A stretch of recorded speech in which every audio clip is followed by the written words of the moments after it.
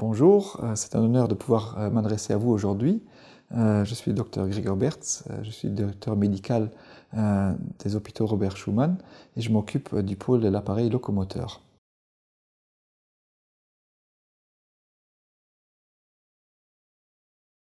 J'ai le plaisir de vous accueillir aujourd'hui pour expliquer notre centre endoprothétique dont la création date de 2013. C'est une initiative du docteur Putzais et du docteur Wilmes qui ont essayé de standardiser la prise en charge des patients atteints d'une arthrose nécessitant l'implantation d'une prothèse. Pour faire ceci, ils sont rabattus sur des certifications qui sont utilisées à l'industrie et en essayant de le mettre en place aux hôpitaux Robert Schuman.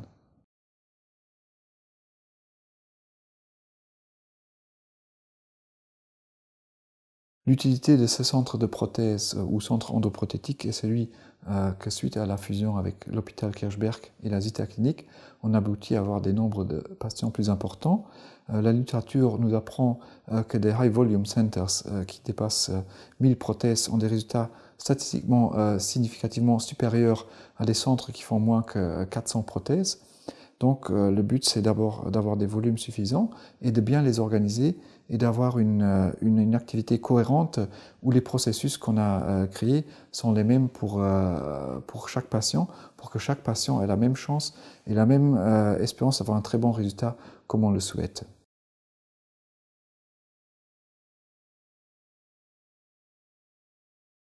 À Luxembourg, cette initiative est une première au niveau national. Il existe des centres endoprothétiques qui sont certifiés surtout en Allemagne. Dans d'autres pays, on a créé des registres de prothèses, mais au Luxembourg, jusqu'à ce présent, il n'y a personne qui a fait l'effort de faire une organisation par processus de cette activité pour la documenter, pour rechercher des failles dans le système et pour faire une amélioration continue. Et dans ce sens, la certification est une grande plus-value pour le pays et pour les hôpitaux Robert Schuman.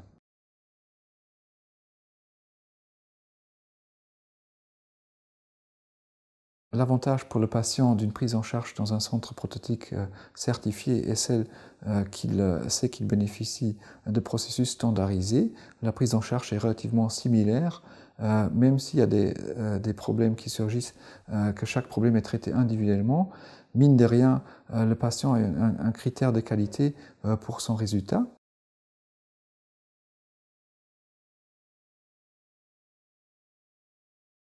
L'avantage pour le médecin d'un centre endoprothétique est celui qu'il sait qu'il travaille dans un cadre normé, ce qui l'aide à réaliser ses procédures toujours avec une haute qualité. Le médecin peut bénéficier aussi d'un soutien d'une toute une équipe qui l'aide à rassembler les documents nécessaires pour que la procédure soit bien respectée. Il peut également aussi profiter de la revue des cas et de la discussion des cas plus problématiques avec ses collègues afin de s'améliorer en continu.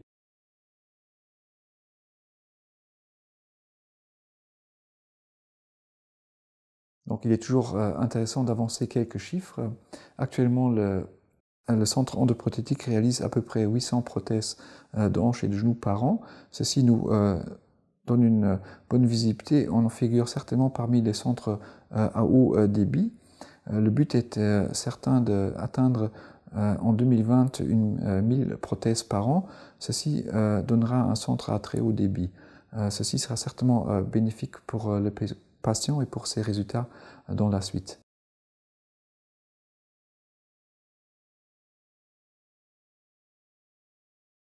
Je souhaite surtout remercier tous les membres de l'équipe qui ont contribué à ce projet. D'abord Dr Putzais et Dr Wilmes qui avec leur élan ont avancé le projet.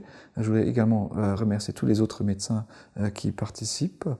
Un très très grand merci également à l'équipe de l'appareil locomoteur qui par leur activité quotidienne permet de faire vivre ce projet. Je remercie également le spectateur auquel je souhaite beaucoup de plaisir à visualiser cette vidéo et qu'il apprenne beaucoup suite à notre learning électronique et qu'il puisse faire les bons choix après avoir vu nos informations.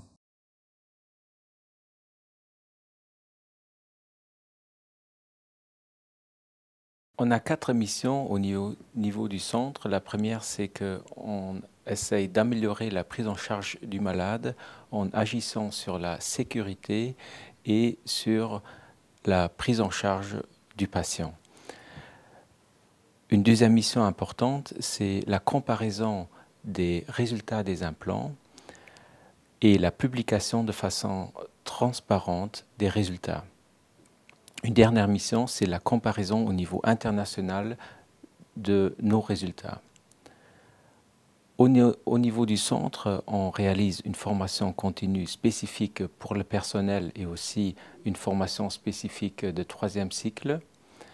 On réalise des enquêtes régulières de satisfaction des malades avec nos résultats des complications et finalement, on compare nos résultats aux résultats internationaux.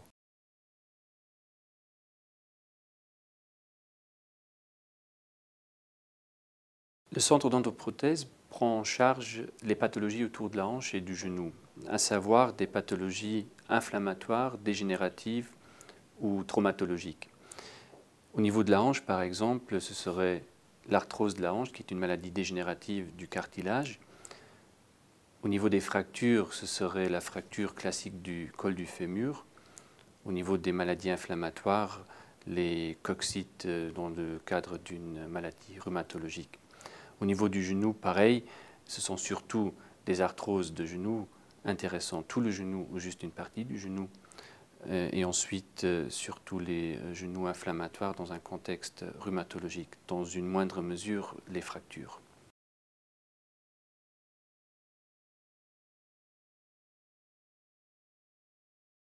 Endocert est un système de certification qui a été mis au point par les plus importantes sociétés scientifiques en orthopédie d'Allemagne, qui a été développé pendant 2 ans et dont les premières certifications ont débuté en 2012. La certification elle-même est réalisée par une société de certification agréée qui s'appelle ClarCert. La certification signifie pour les patients qu'ils peuvent être sûrs d'une certaine qualité. En fait, c'est un label de qualité. Pendant la démarche de la certification, on a dû prouver qu'on réalise des standards internationaux.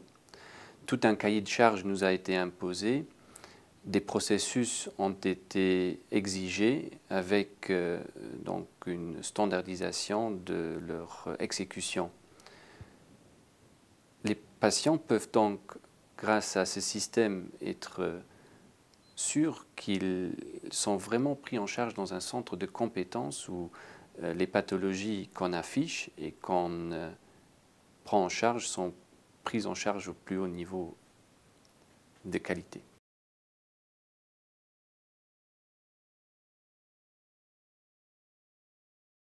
Au niveau de la chirurgie de la hanche, on fait des remplacements prothétiques dans le cas de fractures, très classiques.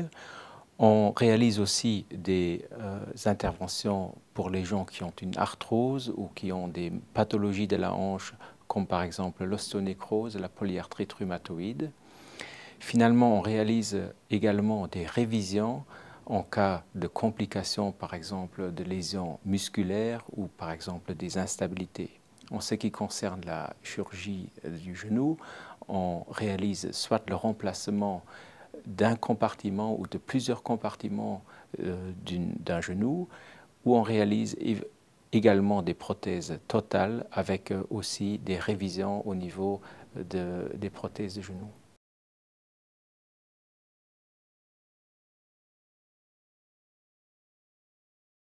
Une prothèse de hanche, c'est en fait le remplacement d'une articulation malade par un implant prothétique.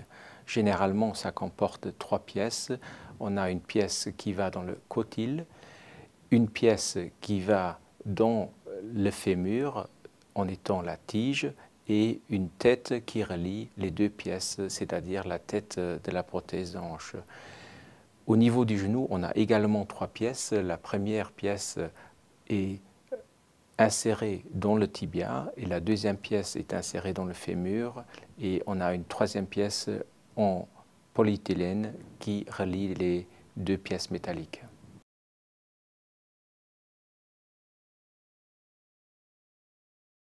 On a développé des voies d'abord qui permettent aux patients de récupérer rapidement, de manière à ce que, après la chirurgie, la durée du séjour à l'hôpital a pu être réduite à environ 4 à 5 jours.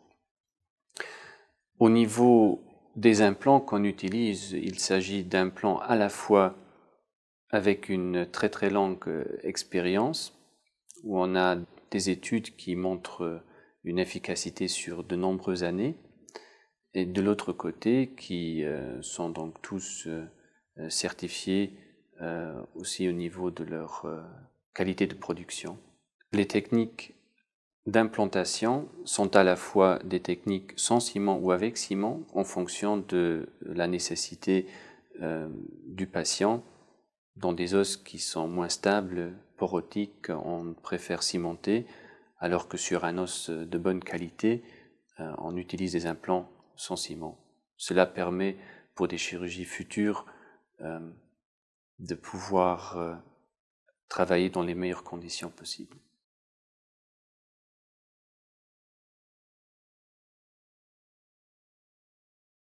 La prise en charge du malade comporte plusieurs étapes. En fait, on appelle ça le chemin clinique. Donc, c'est tout le parcours que fait le malade de la première consultation privée dans le cabinet du spécialiste, qui est suivi ensuite d'une anamnèse, d'un examen clinique.